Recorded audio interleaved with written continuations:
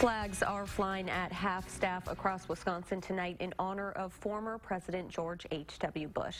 He passed away yesterday at his home in Houston at the age of 94. The former president had experienced some health problems in the last few years of his life, problems which became worse after his wife Barbara died in April. He's described as a kind man who spent his entire life loving his family and serving his country. The former president's memory is living on in the connections he's made, many here in Wisconsin. Our Madeline O'Neill sat down with a former executive director to the state's Republican Party who is fondly remembering the times he shared with George H.W. Bush.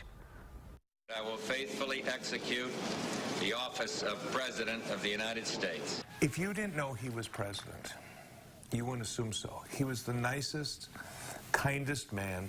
Brandon Scholz should know. He was involved in almost every one of George H.W. Bush's trips to Wisconsin when he was president. He was quick with a handshake and wanted to know who you were and what you did. As an executive director to the state's Republican Party and then chief of staff to Congressman Scott Klug, his path crossed with Bush's before, during, and after 41's presidential campaign. We were all a lot younger then. From train rides to Mother's Day events. They're just great memories. These are the memories Scholz is cherishing today. Oh, I was sad. After learning of Bush's death Friday night. I said, oh my, this is such a great loss. Scholz is mourning the loss of a president, veteran, and public servant. That's all he did, was to serve, and to serve as honorably and as honestly as he possibly could. And I mean, I'm lucky that I got to meet him. I'm lucky that I was able to work for him and to do events and be a part of what he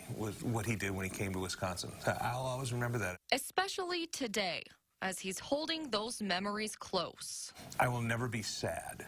When I think about them or I think about the events that we had, I'll always be happy. In Madison, Madeline O'Neill, WISC News 3.